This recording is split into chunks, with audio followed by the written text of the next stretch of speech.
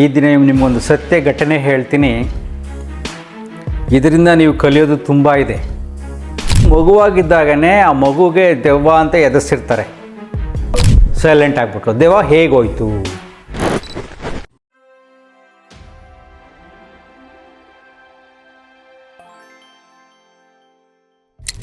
ನಮಸ್ಕಾರ ಸ್ನೇಹಿತರೆ, ಈ ದಿನ ನಿಮಗೊಂದು ಸತ್ಯ ಘಟನೆ ಹೇಳ್ತೀನಿ.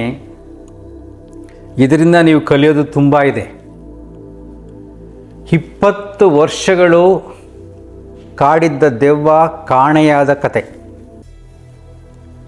ನೋಡಿ. ಚಾಮರಾಜನಗರದ ಹತ್ರ ಚಿಕ್ಕ ಮಗುವಾಗಿದ್ದಾಗನೇ ಆ ಮಗುಗೆ ದೆವ್ವ ಅಂತ ಎದುರಿಸಿರ್ತಾರೆ. ಮಗುವಿಗೆ ಒಂದು 10 ವರ್ಷ ಆಗೋದ್ರೊಳಗಾಗಿ ತುಂಬ ಭಯ ಬಂದಿರುತ್ತೆ ದೆವ್ವದ ಬಗ್ಗೆ. ಆಮೇಲೆ ಅವ್ರ ತಾಯಿ ಮೇಲೆ ದೆವ್ವ ಬರೋಕ್ಕೆ ಸ್ಟಾರ್ಟ್ ಆಗುತ್ತೆ. ನೋಡಿ ಆ ಮಗುವಿನ ಸ್ಥಿತಿ ಹೇಗಿರುತ್ತೆ ಅಂತ. ಸೊ ಯಾರೋ ಅವ್ರ ಸಂಬಂಧಿಕರು ಸತ್ತೋದ್ಮೇಲೆ ಅವ್ರ ತಾಯಿ ಮೇಲೆ ದೆವ್ವ ಬರೋಕ್ಕೆ ಸ್ಟಾರ್ಟ್ ಆಗುತ್ತೆ.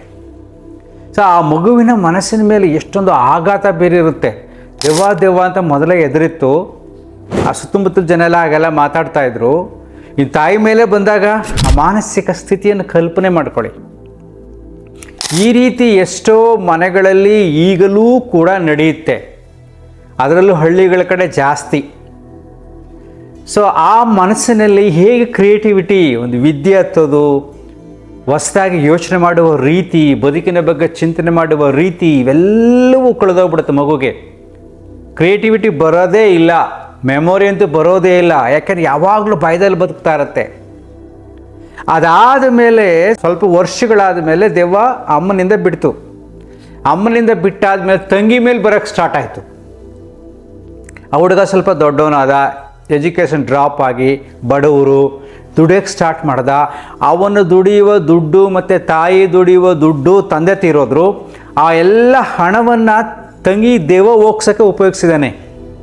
ಒಬ್ಬಳೇ ತಂಗಿ, ಚೆನ್ನಾಗಿ ನೋಡ್ಕೋಬೇಕು ಅಂತ ಭಾವನಾತ್ಮಕವಾದ ಸಂಬಂಧ ಇತ್ತು. ತುಂಬ ಹಣ ಖರ್ಚು ಮಾಡ್ಕೊಂಡಿದ್ದಾನೆ. ಈ ರೀತಿಯಾದ ಮನಸ್ಥಿತಿಯನ್ನು, ಬಡತನವನ್ನು, ಅಜ್ಞಾನವನ್ನು, ಮೌಢ್ಯವನ್ನು ಈ ಪೂಜಾರಿಗಳು, ಯಂತ್ರ ಮಂತ್ರ ಮಾಡೋರು ದುರುಪಯೋಗ ಪಡಿಸ್ಕೊತಾರೆ. ಪಾಪ ನಾನು ಹೇಳ್ತೇನೆ, ಆಡಿಯೋ ಹಾಕ್ತೀನಿ ಕೇಳಿ. ನಮ್ಮ ಹ್ಯಾಪಿ ಲೈಫ್ ಯೂಟ್ಯೂಬ್ ಚಾನಲ್ ನೋಡಿದ ಮೇಲೆ ಅವನಲ್ಲಿ ಪರಿವರ್ತನೆ ಆಗಿದೆ. ಪರಿವರ್ತನೆ ಆಗಿ ಸಮಾಧಾನ ಆದ ಮೇಲೆ ಅವನ ಕಥೆನ ಹಂಚ್ಕೊಂಡಿದ್ದಾನೆ. ನಾನು ಇದನ್ನು ಆಡಿಯೋ ಹಾಕ್ಲಾ ಅಂತ ಹೇಳಿದಾಗ ಹಾಕಿ ಒಳ್ಳೇದಾಗಲಿ ಅಂತ ಹೇಳಿದ್ದಾನೆ ಅವನು. ಸೊ ಅವನು ಎಲ್ಲ ದುಡಿಮೆಲ್ಲ ಕೊಡೋದು. ಕೆಲವು ಕಡೆ 10,000 ಪೂಜಾರಿಗೆ ಅವನೇನೋ ಒಂದು ಬೇರ್ ತಂದು ಕೊಟ್ಟ ಅಂತ. ಇನ್ನೊಂದು ಕಡೆ 1 ತಿಂಗಳು ಒಂದು ಕಡೆ ದೇವಸ್ಥಾನದಲ್ಲಿ ಒಂದು ರೂಮ್ ಮಾಡ್ಕೊಂಡಿದ್ರಂತೆ ದೆವ್ವ ಹೋಗ್ಸೋಕ್ಕೆ. ಸೊ ಆ ತಂಗಿಗೆ ದೆವ್ವ ಬಂದ ಮೇಲೆ ಸ್ವಲ್ಪ ವಯಸ್ಸಾದ್ಮೇಲೆ ಮದುವೆ ಮಾಡಿದ್ರು. ಮದುವೆ ಮಾಡಿದಾಗ ಸ್ವಲ್ಪ ದಿನ ಇರಲಿಲ್ಲ. ಯಾಕೆ ಅಂದರೆ ಆ ಗಂಡನ ಜೊತೆ ಖುಷಿಯಾಗಿ ಸ್ವಲ್ಪ ದಿನ ಇದ್ಲು. ಆಮೇಲೆ ಸಮಸ್ಯೆ ಪ್ರಾರಂಭ ಆಯಿತು. ಮಾಮೂಲಿ ಬಡತನದೆಲ್ಲ ಬೆಳೆದಿರ್ತಾರೆ, ಮನೆಯಲ್ಲಿ ಅತ್ತೆ ಮಾವನ ಕಾಟ ಇರುತ್ತೆ. ಗಂಡ ಅಷ್ಟೊಂದು ಮೆಚ್ಯೂರಿಟಿ ಇರೋದಿಲ್ಲ, ಅಷ್ಟೊಂದು ಪ್ರೀತಿ ವಾತ್ಸಲ್ಯ, ಆ ಸಂಬಂಧಗಳು ಬೆಳೆಯೋದಿಲ್ಲ, ಮೆಚ್ಯೂರಿಟಿ ಇರೋದಿಲ್ಲ, ಒಂದು ಜ್ಞಾನ ಬಂದಿರಲ್ಲ ಅವರಿಗೆ, ಪ್ರಪಂಚ ಜ್ಞಾನ ಇರಲ್ಲ. ಯಾಕಂದ್ರೆ ದೆವ್ವ ಅಂತ ಆಟ ಆಡ್ಕೊಂಡು ನಾಟಕ ಮಾಡ್ಕೊಂಡು ಬಂದಿರೋಳು. ಯಾಕೆ ದೆವ್ವ ಅಂತ ಮಾಡ್ತಾರೆ ಅಂದರೆ this called attention seeking disease ಅಂತ ಕರಿತೀವಿ. ಮನೆಯಲ್ಲಿ ಸಮಸ್ಯೆಗಳು ಬಂದಾಗ ಅವ್ರಿಗೆ ಗುರುತಿಸ್ಬೇಕು. ಕೆಲವು ಸೋಮಾರಿಗಳಾಗ್ಬಿಡ್ತಾರೆ. ದೆವ್ವ ಬಂದಾಗ ಆಡೋದು, ಆರಾಮ ಮನೇಲಿ ಮಲಗಿರೋದು, ಒಳ್ಳೊಳ್ಳೆ ಊಟ ಮಾಡ್ಕೊಳ್ಳೋದು, ಕೆಲಸ ಮಾಡಲ್ಲ. ಅದೇ ಅಭ್ಯಾಸ ಆಗ್ಬಿಡುತ್ತೆ. ಅದೇ ಒಂದು ಕಾಯಿಲೆಯಾಗಿ ಮಾರ್ಪಾಟಾಗ್ಬಿಡುತ್ತೆ. ಸೊ ಗಂಡನ ಮನೆಗೆ ಹೋದ್ಲು, ಅಲ್ಲಿ ಸಮಸ್ಯೆಗಳಾಯಿತು, ಅಲ್ಲಿ ಪುನಃ ನಾಟಕ ಸ್ಟಾರ್ಟ್ ಮಾಡಿದ್ಲು. ಇಷ್ಟೆಲ್ಲ ಆದರೂ ಕೂಡ ಅವರು ಆ ದೆವ್ವ ಹೋಗ್ಸೋಕ್ಕೆ ತುಂಬ ಕಷ್ಟಪಟ್ಟಿದ್ದಾರೆ. ಎಲ್ಲ ಸೇರಿಕೊಂಡು ಕಷ್ಟಪಟ್ಟು ಆ ಹುಡುಗ ಸುಸ್ತಾಗ್ಬಿಟ್ಟು 30 ವರ್ಷ ಆಯಿತು. ಅವನು ಏನು ಡಿಸೈಡ್ ಮಾಡ್ದ ಗೊತ್ತಾ? ಇನ್ನು ನಾನು ಬದುಕೋಕ್ಕಾಗಲ್ಲ, ನನ್ನ ದುಡಿಮೆ ಎಲ್ಲ ಹೋಯ್ತು, ನನ್ನ ಜೀವನಕ್ಕೆ ನಾನು ಕಟ್ಕೊಬೇಕು, ನನ್ನ ತಂಗಿ ಖರ್ಚು ಮಾಡೋಕ್ಕಾಗಲ್ಲ, ಅಮ್ಮನ ಖರ್ಚು ಮಾಡೋಕ್ಕಾಗಲ್ಲ. ಎಲ್ಲ ಯೋಚನೆ ಮಾಡಿ ಏನು ಮಾಡ್ದೆ, ಒಂದು ಸರಿ ಹೇಳ್ದ ಸೀರಿಯಸ್ ಆಗಿ. ತಂಗಿ ಅಮ್ಮನನ್ನು ನಿಲ್ಲಿಸ್ಕೊಂಡು ಹೇಳ್ದ, ನಾವು 3 ಜನ ಸತ್ತೋಗ್ಬಿಡೋಣ. ಇನ್ನು ನನ್ನ ತಂಗಿ ಖರ್ಚು ಮಾಡೋಕ್ಕಾಗೋದಿಲ್ಲ, ಇಲ್ಲದ್ರೆ ಅವಳೇ ಸತ್ತೋಗ್ಬಿಡ್ಲಿ, ನಾನು ಖರ್ಚು ಮಾಡೋಕ್ಕಾಗಲ್ಲ ಅಂತ ಡಿಸೈಡ್ ಮಾಡಿ ಅಂತ ಕುಳಿತುಕೊಂಡ. ಹಂಗೆ ಹೇಳಿದ ಮೇಲೆ ನೆಕ್ಸ್ಟ್ ಡೇಯಿಂದ ತಂಗಿ ಮೇಲೆ ದೆವ್ವ ಬರಲೇ ಇಲ್ಲ. ಯಾಕೆ ಅಂದರೆ ನನ್ನನ್ನು ಸಾಯಿಸ್ಬಿಡ್ತಾರೆ ಅಥವಾ ಎಲ್ಲರೂ ಸಾಯಬೇಕಾಗತ್ತೆ ಅಂತಕ್ಕಂಥ ಸೈಕಲಾಜಿಕಲ್ ಥಿಂಕಿಂಗ್ ಬಂತು. ಸೈಲೆಂಟ್ ಆಗಿಬಿಟ್ರು. ದೆವ್ವ ಹೇಗೋಯ್ತು ನೋಡಿ. ಸೊ ಈ ದೆವ್ವದ ಪದವನ್ನು ಈಗಲೂ ಉಪಯೋಗಿಸ್ಕೊಂಡು ಈ ಮಾಟ ಮಂತ್ರ ಮಾಡೋರು, ಪೂಜಾರಿಗಳು ತುಂಬ ಮೋಸ ಮಾಡ್ತಾರೆ. ಯಂತ್ರ ಕಟ್ತೀನಿ ಇಷ್ಟು ದುಡ್ಡು, ಪೂಜೆ ಮಾಡ್ತೀನಿ ಇಷ್ಟು ದುಡ್ಡು, ಆ ದೇವಸ್ಥಾನಕ್ಕೆ ಹೋಗಿ ಈ ದೇವಸ್ಥಾನಕ್ಕೆ ಹೋಗಿ ಅಲ್ಲೋಗಿ ಇಲ್ಲೋಗಿ ಅಂತ ಎಲ್ಲ ಸುಳ್ಳುಗಳನ್ನು ಹೇಳಿ ಹೇಳಿ ಈಗಲೂ ಮೋಸ ಮಾಡುವ ಮಹಾ ಮೋಸಗಾರರು ತುಂಬಿದ್ದಾರೆ. ಬೇಕಾಷ್ಟು ವಿಡಿಯೋಗಳಿದೆ ಇನ್ಸ್ಟಾಗ್ರಾಮ್ನಲ್ಲಿ.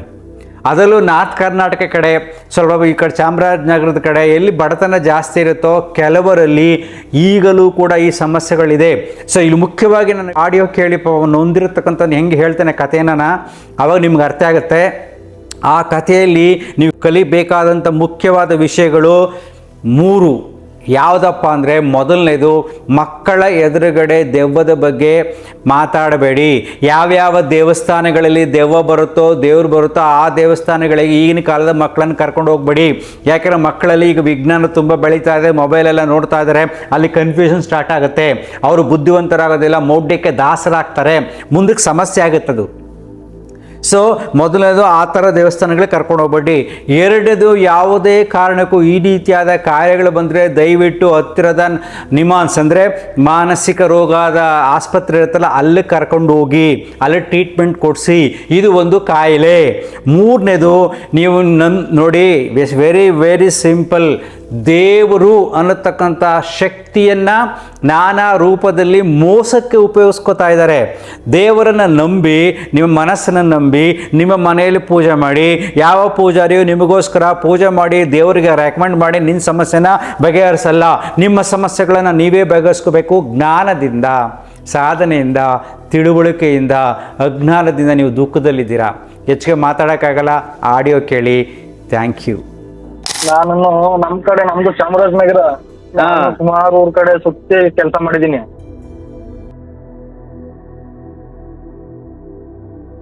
ನಿಮ್ ವಿಡಿಯೋಗಳು ನೋಡಿದ್ಮೇಲೆ ಎಷ್ಟೋ ನನಗೆ 90% ಸ್ವಲ್ಪ ಕ್ಲಾರಿಟಿ ಸಿಕ್ತು. ಆಮೇಲೆ ಅದು ಏನಾಗ್ಬಿಟ್ಟಿತ್ತು, ಊರಲ್ಲಿ ನಮ್ ರಿಲೇಷನ್ ಒಬ್ರು ತೀರೋಗಿದ್ರು. ಅದೇನಾಯ್ತು, ನಮ್ಮಮ್ಮ ಜಗಳ ಆಡ್ಕೊಂಡ್ಬಿಟ್ಟಿದ್ರು. ನಮ್ಮಮ್ಮ ಅವರು ಜಗಳ ಆಡ್ಕೊಂಡು ಅವ್ರು ತೀರೋದ್ರು. ಅದೇನಾಗೋಯ್ತು, ಅದು ಕೆಲವ್ರು ನಂಬ್ತಾರೆ, ನಂಬಲ್ಲ. ಅಂದ್ರೆ ಅದೇನಾಗೋಯ್ತು, ಅದು ನಮ್ಮ ಅಮ್ಮನಿಗೆ ಹಿಡ್ಕೊಬಿಡ್ತು. ಈ ಗಾಳಿ ಗೀಳಿ ಏನೋ ಸುಳ್ಳು ಅಂತ ನೀವ್ ಹೇಳ್ತೀರಾ, ಆದ್ರೆ ನನ್ನ ಅನುಭವದಲ್ಲಿ ಸ್ವಲ್ಪ ಅದು ನಿಜ ಅನ್ಸುತ್ತೆ. ನನಗೂ ಒಂದೊಂದ್ಸಲ ಅದೆಲ್ಲ ಸ್ವಲ್ಪ ಕಾಟ ಕೊಟ್ಟೈತೆ. ಆತರ ಆಯ್ತು.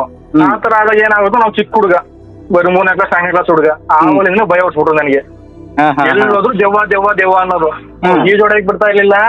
ನೀರ್ ಹೋಗ್ಬೇಡ, ನೀನ್ ನೀರೊಡೆಗೆ ಈಜೊಡೆಕ್ ಹೋದ್ರೆ ದೆವ್ವ ಇರುತ್ತೆ, ಹೊರಗಡೆ ಹೇಳ್ಕೊಬಿಡ್ತೀವಿ ಅನ್ನೋರು. ಈಜೊಡೆಗೆ ಕಲಿತಿಲ್ಲ. ಮರ ಹತ್ತಕ್ ಬಿಡ್ತಾ ಇರ್ಲಿಲ್ಲ. ಮರ ಹತ್ತಕ್ ಹೋದ್ರೆ ಮರದ ಮೇಲೆ ದೆವ್ವ ಇರುತ್ತೆ, ನೀನ್ ಹಿಂಗ್ ಬಿಡಿಸ್ಬಿಡ್ತೀವಿ ಅನ್ನೋರು. ನಮ್ಗೆ ಚಿಕ್ಕ ಹುಡ್ರಲ್ವಾ, ದೆವ್ವ ಆಚೆ ಹೋಗ್ಬೇಡ ದೆವ್ವ. ನೀವ್ ನಂಬ್ತಿರ ಬಿಡ್ತೀರ, ನಾನು ಇವಾಗ ಒಬ್ನೇ ಮಲ್ಗಳ ಮನೇಲಿ. ಆತರ ಹೇಳಿ ಹೇಳಿ ಹೇಳಿ ಭಯ ಹೊಡ್ಸ್ಬಿಟ್ಟು ಬರೀ ದೆವ್ವ ದೆವ್ವ ದೆವ್ವ ದೆವ್ವ ದೇವ್ರು ಎರಡೇ ದೇವ್ರು ಇದ್ದಾನೆ. ಓಕೆ, ದೆವ್ವ ಐತೆ ಅಲ್ಲಿ ಹೋಗ್ಬೇಡ. ಅಯ್ಯೋ ಭಯ ಬೀಳ್ಸಿ ನೀವ್ ನಂಬ್ತಿರ ಬಿಡ್ತೀರ. ನನಗೆ ಇವಾಗ 30-31 ವರ್ಷ. ನನ್ 25 ವರ್ಷ ಆಗಂಟನು ನಾನು ಒಬ್ನೇ ಆಚೆ ಹೋಯ್ತಾನೆ ಇರ್ಲಿಲ್ಲ. ಇವಾಗ ಸ್ವಲ್ಪ ಧೈರ್ಯ ಮಾಡ್ತೀನಿ.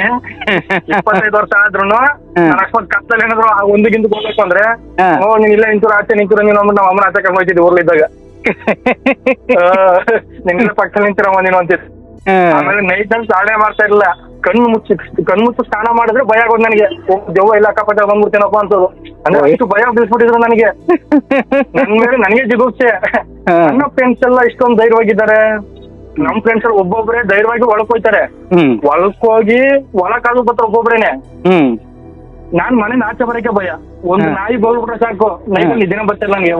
ಇವ್ರೇನೇನ್ ಹೇಳ್ತಾರೆ, ನಾಯಿಗೆ ದೆವ್ವ ಕಾಣ್ಸುತ್ತೆ, ದೆವ್ವ ಬಂದ್ರೆ ನಾಯಿ ಬೋಗಳು ಅಂತ ಹೇಳ್ಬಿಡ್ತಾರ. ನಮ್ಗೆ ಗೊತ್ತಿಲ್ಲ, ಚಿಕ್ಕ ಹುಡುಗರಲ್ವಾ, ಅದೇ ತಲೆ ತುಂಬ್ಕೊಬಿಟ್ಟಿದೀವಿ. ಒಂದ್ ನಾಯಿ ಬೋಗ್ನ ನೈಟ್ ನಿದ್ದೆನೆ ಬರ್ತಾ ಇರ್ಲಿಲ್ಲ. ಇಲ್ಲ ದೆವ್ವ ಓಡಾಡ್ತೈತೆ, ಅದಕ್ಕೆ ನಾಯಿ ಬೋಗಳ್ತೈತೆ. ಇದನ್ನೆಲ್ಲ ಕೇಳಿ ನೀವ್ ನಂಬ್ತಿರ ಬಿಡ್ತಿರೋ, ನನ್ ಮೇಲೆ ನನಗೆ ಜೀವ ಬಂದ್ಬಿಟ್ಟಿತ್ತು. ಇದೆಲ್ಲ ಧೈರ್ಯ, ನಂಗೆ ಧೈರ್ಯ ಇಲ್ಲ. ಗಂಡ್ಸಾಗೆ ಹೇಳ್ಕೊಂಡ್ರೆ ನಮ್ಗೆ ನಾಚಿಕೆ, ನಮ್ಗೆ ಬೇಜಾರು. ಅಷ್ಟೆಲ್ಲ ಇದ್ ಮಾಡಿ ಆಮೇಲೆ ನಿಮ್ ವಿಡಿಯೋಗಳು ನೋಡಿದ್ಮೇಲೆ ಒಂದೊಂದಾಗಿ ಕೆಲವೊಂದ್ ಸ್ವಲ್ಪ ಧೈರ್ಯನೂ ಬಂತು. ಕೆಲವೊಂದ್ ಅದೇ ಸ್ವಲ್ಪ ಯಾವ್ ಸರಿ ಯಾವ್ ತಪ್ಪಂದು ಗೊಂದಲಲ್ಲಿ ಇದ್ನಲ್ಲ, ಅದ್ರಲ್ಲಿ ನೀವ್ ಹೇಳೋ ರೀತಿ ಒಂದ್ ಸ್ವಲ್ಪ ನನಗೆ ಸರಿ ಅನಿಸ್ತು. ಅವ್ರು ಯಾವ್ದೋ ಜಾಸ್ತಿ ಅತಿಯಾಗಿ ನಂಬಕ್ ಹೋಗ್ಬಾರ್ದು, ಯೋಚನೆ ಮಾಡಕ್ ಹೋಗ್ಬಾರ್ದು. ಎಲ್ಲ ಇದ್ರು ಇರ್ಬೋದು, ಎಲ್ದನೂ ಇರ್ಬೋದು. ಆದ್ರೆ ಈ ನಮ್ಮನೆಯವ್ರು ಈ ತರ ದೇವ್ರ ಬಗ್ಗೆ ಜಾಸ್ತಿ ಹೇಳ್ಬಿಟ್ಟಿದ್ರು. ಆಮೇಲೆ ಇನ್ನೊಂದ್ ಏನಾಗೋಯ್ತು, ಅದು ನಮ್ಮ ಅಮ್ಮನಿಗೆ ಏನೋ ಸುಮಾರು ವರ್ಷ ಕಾಟ ಕೊಡ್ತು. ಆಮೇಲೆ ಮತ್ತೆ ಬಿಟ್ಬಿಡ್ತು. ಮತ್ತೆ ಇನ್ನೊಂದ್ಸಲ ನಮ್ ತಂಗಿಗೆ ಹಿಡ್ಕೊಬಿಡ್ತು.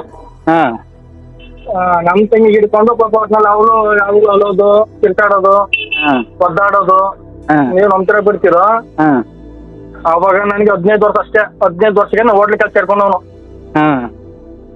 ಆವಾಗಿಂದ ಇಲ್ಲಾಂದ್ರೆ ಒಂದ್ 10 ವರ್ಷ, ಕರೆಕ್ಟ್ ಆಗಿ 10 ವರ್ಷ ನಾನ್ ಕೆಲಸ ಮಾಡಿದ್ದು. ನಾವು ಅಮ್ಮ ಕೆಲಸ ಮಾಡಿದ್ವಿ, ಪೂರ್ತಿ ಅವ್ರಿಗೆ ಕೆಲಸ ಮಾಡಿದ್ವಿ.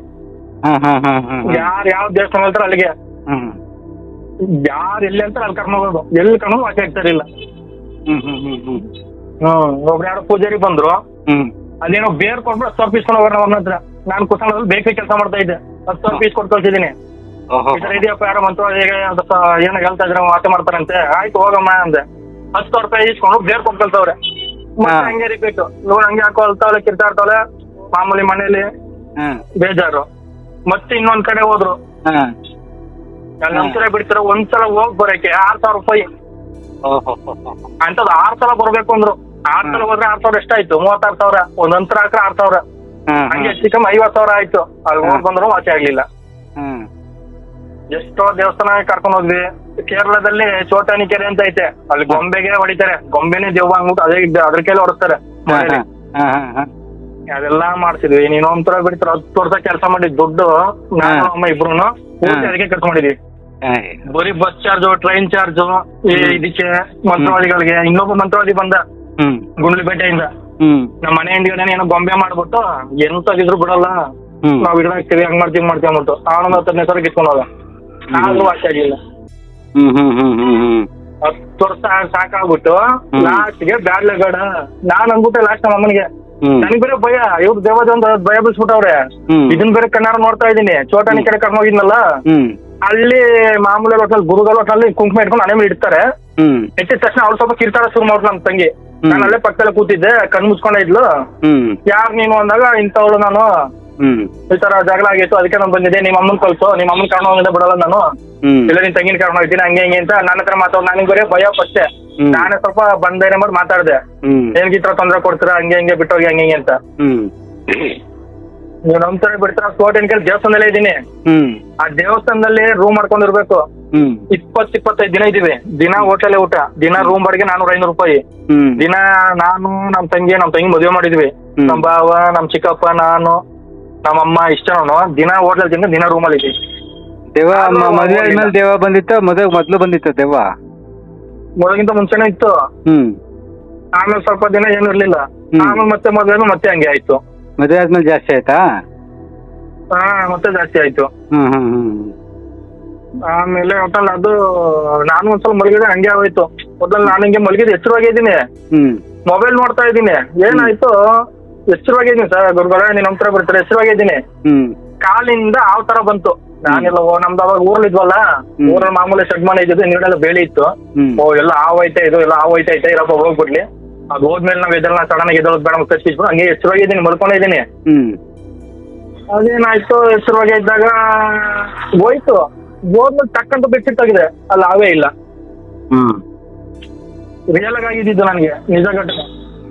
ಆ ತರ ಹೋಯ್ತು, ಆದ್ರೆ ಅಲ್ಲಿ ಆವೇ ಇಲ್ಲ. ಆಮೇಲೆ ನೋಡ್ತೀನಿ, ಗಡ ಗಡ ಗಡ ಗಡ ನಡೀತಾ ಇದ್ದೀನಿ. ಆಮೇಲೆ ನಂತರ ಬಿಡ್ತಾರೆ 3 ತಿಂಗಳು 6 ತಿಂಗಳು ನಿದ್ದೆನೆ ಬರ್ತಲ್ಲ ನೈಟ್ ಎಲ್ಲ. ಒಂದು ಚೂರು ನಾಯಿ ಬಗಲ್ಬಿಟ್ರೆ, ಒಂದ್ ಚೂರ್ ಏನೋ ಟ್ರೈನ್ ಸೌಂಡ್ ಮಾಡ್ಬಿಟ್ರೆ, ಜಾಸ್ತಿ ಸೌಂಡ್ ಮಾಡ್ಬಿಟ್ರೆ ತಲೆನೇ ಏನೋ ಒಂಥರ ಆಗೋಯ್ತೇನೋ, ನಾನು ಇರೋದೇ ಇಲ್ವೇನೋ ಅನ್ನೋ ತರ ಆಗೋದು. ಒಂದು ಚೂರ್ ಏನಾದ್ರು ಇದ್ ಮಾಡ್ರೆ ಸಾಕು ಬೀತಾರೆ, ಕೋಪ ಬರೋದು. ಒಂದ್ 5-6 ತಿಂಗಳು ನಿದ್ದೆನೆ ಮಾಡಿಲ್ಲ ನಾನು. ನಿದ್ದೆ ಮಾಡಿದೆ ನಾನೇ ಅನ್ಕೊಬಿಟ್ಟಿದೆ. ನಾನ್ ನೈಟ್ ನಿದ್ದೆನೆ ಮಾಡ್ತಾ ಇಲ್ಲ. ಏನಕ್ಕಪ್ಪ ರಾತ್ರಿ ಬಂದ್ಬಿಡುತ್ತೆ, ಬೆಳಿಗ್ಗೆ ಆದ್ರೆ ಸಾಕಪ್ಪ ಅಂತ ಕೊಡೋದು ನನಗೆ. ಆಮೇಲೆ ಆ ಥರ ಎಲ್ಲ ಆಮೇಲೆ ಹೋಯ್ತಾ ಆಟೋಮೆಟಿಕ್ ಅದೇ ಸರಿ ಹೋಯ್ತು. ನಾನು ಎದುರ್ತಾ ಇರ್ಲಿಲ್ಲ ಅವ್ರನ್ನ. ಏನಕ್ಕೆ ಎದುರ್ತಾ ಇಲ್ಲ ಅಂದ್ರೆ ಕೆಲಸ ಮಾಡ್ತಿದ್ದೆ, ಹಾರ್ಡ್ ವರ್ಕ್. ಸುಮ್ಮನೆ ಪಾನೆ ಕೆಲ್ಸಕ್ಕೆ ಹೋಯ್ತಿದ್ದೆ, ಬರ್ತಾ ಇದ್ದೆ, ನಿದ್ದೆ ಮಾತ್ರ ಮಾಡ್ತಾ ಇರ್ಲಿಲ್ಲ. ಒಟ್ಟು ನಾನು ಅನ್ಕೊಂಡಿದ್ದೆ, ನಾನು ಈ ತರ ಆಗೈತೆ, ನಿದ್ದೆನೆ ಬರ್ತಾ ಇಲ್ಲ, ಗ್ಯಾರಂಟಿ ಬದುಕಲ್ಲ, ಈ ತರ ನಿದ್ದೆ ಇಲ್ಲ, ಅವ್ನು ಬದುಕ್ತಾನೆ, ಗ್ಯಾರಂಟಿ ಹೋಗ್ಬರ್ತೀನಿ ಅನ್ಕೊಂಡಿದ್ದೆ. ಆಮೇಲೆ ಹೋಯ್ತಾ ಆಟೋಮೆಟಿಕ್ ಹಂಗೆ ಸರಿ ಆಯ್ತು ಒಂದ್ 6 ತಿಂಗಳಾದ್ಮೇಲೆ. ಆದ್ರೆ ನಮ್ ತಂಗಿಗ್ ನೋಡಿ ಆತರ 10 ವರ್ಷ ಖರ್ಚು ಮಾಡಿದೀನಿ. 10 ವರ್ಷ ನಾನು ಏನ್ ಯೋಚನೆ ಮಾಡ್ತಿದ್ದೆ ಗೊತ್ತಾ? ಅಯ್ಯೋ ಇರೋದ ತಂಗಿ ಹಿಂಗ್ ಆಗೋಯ್ತಲ್ಲಪ್ಪ, ಅವ್ರು ಒಳ್ಳೆದಾದ್ರೆ ಸಾಕು ಒಂದ್ ಎಲ್ಲಾ ದೇವ್ರ ಕೈ ಮುಗಿತಿದ್ದೆ, ಎಲ್ಲಾ ದೇವ್ರು ಎಲ್ಲೆಲ್ಲ ಎಲ್ಲ ದುಡ್ಡು ಸುರಿತಾ ಇದ್ದೆ, ಅವ್ರು ಒಳ್ಳೇದೇ ಆಗ್ಲಿಲ್ಲ. ನೀವ್ ನಂಬ್ತಾ ಬಿಡ್ತಾರೆ 10 ವರ್ಷ ಏನೆಲ್ಲ ಗೊತ್ತಾ ನಮ್ಮ ಅಮ್ಮನಿಗೆ? ಅಯ್ಯೋ ಎಷ್ಟು ದುಡ್ಡು ಖರ್ಚು ಮಾಡೋದಮ್ಮ, ಯಾವನ್ಕೆಲ್ಲ ತಗೊಂಡ ಬೇಡ ನನ್ ಕೈಲಿ ಆಗಲ್ಲ. ನೀನು ನಾನ್ ನಮ್ ತಂಗಿ ನಾವು ಅಪ್ಪ ಇಲ್ಲ, ಅಪ್ಪ ತಿರೋ 15 ವರ್ಷ ಆಯ್ತು, ನನ್ ಕೆಲವಂತ ಆಗಲ್ಲ, ಇನ್ನು ನಡಿ 3 ಜನ ಸತ್ತೋಗೋಣ ಅಂದೆ. ಆಮೇಲೆ ನಮ್ಮಮ್ಮ ಬೈತು, ಏನ್ ನಿನ್ ಗಂಡ್ಸ ಇದೀನಿ ಅಂತೀಯ ನೀನು, ಆತರ ಅನ್ಬಾರ್ದು, ಇರೋ ಏನಾಗಲ್ಲ, ಇನ್ನೊಂದ್ ಸ್ವಲ್ಪ ದಿನ ನೋಡೋಣ ಇರೋ ಅಂತ. ಆಮೇಲೆ ಡಿಸೈಡ್ ಮಾಡಿದೆ, ಸರ್ ಆಯ್ತು ಅವತ್ತ 3 ಜನ ಕೂತ್ಕೊಂಡು ಹಚ್ತೀವಿ, ಸಮಾಧಾನ ಆಯ್ತು. ಆಮೇಲೆ ಡಿಸೈಡ್ ಮಾಡಿದೆ, ನಾನೇನಂತ ಗೊತ್ತಾ, ಅಮ್ಮ ಇಷ್ಟೆಲ್ಲ ಖರ್ಚು ಮಾಡಿದೀನಿ, ಇಷ್ಟೆಲ್ಲ ಆಗೈತೆ, ನಿನ್ ಮಗು ಬದುಕ್ಬೋದು, ಸತ್ರೆ ಸಾಯ್ಬೋದು, ನಾನು ಇನ್ನೆಲ್ಲೂ ಕರ್ಕೊಂಡು ಹೋಗಲ್ಲ, ಇನ್ನೆಲ್ಲೂ ತೋರ್ಸೋಣ ಅಂತ 1 ರೂಪಾಯಿ ಇಲ್ಲ ಅಂದ್ಬಿಟ್ಟು ನನ್ನ ಜೀವನ ನನಗೆ ನಾನು ನೋಡಲ್ಲ, ಇನ್ನು ಅವ್ರು ಬದುಕೆ ಬಂದ್ರು ಸತ್ರೆ ಸಾಯ್ಲಿ. ನೀನ್ ನಂತರ ಬಿಡ್ತು, ನಮ್ ದಿನ ಅದೇ ಬೇಡ್ಕೊತಿದ್ದೆ, ಯಾವನ ಕೆಳಗೆ ತಂಬೋಸಕ್ಕೆ, ಅವ್ಳಿದ್ರೆ ಒಂದ್ ಸತ್ರ ಸಾಲಿ ಬಿಡುತ್ತೆ, ನಿಮ್ದೇ ಇರ್ಬೋದು ಅನ್ಕೊಂಡೆ ಬೇಡ್ಕೊಂಡ್ ಬಂದೆ. ಹಂಗ ಅನ್ಕೊಂಡ್ಮೇಲೆ ಚೆನ್ನಾಗ್ ಆಗ್ಬೋದು, ನಿಜ ಹೇಳ್ಬೇಕು, ನಂತರ ಬಿಡ್ತೀರ. ಅದೇನೇ ರೀ, ಹಂಗ ಅಂದ್ಕೊಂಡ್ಮೇಲೆ ಇನ್ನೇನು ಟ್ರೀಟ್ಮೆಂಟ್ ಕೊಡ್ಸಲ್ಲ, ಇನ್ನೇನು ಮಾಡಕ್ ಆಗಲ್ಲ ಅಂತ ಬರೋದದ್ದು. ಅದು ಮಾನಸಿಕವಾದ ಒಂದು ರೋಗ. ಅರ್ಥ ಆಯ್ತಾ? ಒಂದಕ್ಕೊಂದಕ್ಕೆ ಅದು ಇಂಟರ್ ಲಿಂಕ್ ಇದೆ. ಈಗ ನಿಮ್ಮ ಹೆಂಗರು ಚೆನ್ನಾಗಿ ಮಾತಾಡಿದೀರಾ, ನಿಮ್ಮ ಆಡಿಯೋ ಹಾಕಿ ನಾಳೆ ಒಂದು ಒಳ್ಳೆ ವಿಡಿಯೋ ಮಾಡಾಕ್ತೀನಿ ರೀ. ಅದಕ್ಕೆ ನಾನ್ ಜೊತೆ ಮಾತಾಡ್ಬೇಕು, ನಮ್ ಕಷ್ಟ ಅನ್ಕೋಬೇಕು. ಅರ್ಥ ಆಯ್ತು, ನಿಮ್ ಕಷ್ಟ ಅರ್ಥ ಆಯ್ತು. ಏನ್ ನಿಮ್ದು ಆಡಿಯೋ ಹಾಕ್ತೀನಿ ಅಂತ ತೊಂದ್ರೆ ಇಲ್ಲ ತಾನೇ? ಏನ್ ತೊಂದ್ರೆ ಇಲ್ಲ ಗುರುಗಳ. ತುಂಬಾ ಜನಕ್ಕೆ ಅರಿವು ಬರುತ್ತೆ ಪಾಪ, ನೀವು ತುಂಬಾ ಅನುಭವಿಸಿದ್ದೀರಾ. ತುಂಬಾ ಜನಕ್ಕೆ ಅರಿವಾಗಿ ನಾಳೆ ಎಕ್ಸ್ಪ್ಲನೇಷನ್ ಕೊಡ್ತೀನಿ ನೋಡಿ. ಅದಕ್ಕೆ ನಿಮ್ ಜೊತೆ ಮಾತಾಡ್ಕೊಂಡು ತುಂಬಾ ದಿನ ಕಾಯ್ತಾ ಇದ್ದೆ. ಆಯ್ತು ಇವತ್ತು ನಂಬರ್ ಸಿಕ್ತು, ಒಳ್ಳೇದಾಗಿ. ಆಯ್ತು, ಸರಿ ಗುರುಗಳ, ಥ್ಯಾಂಕ್ಸ್.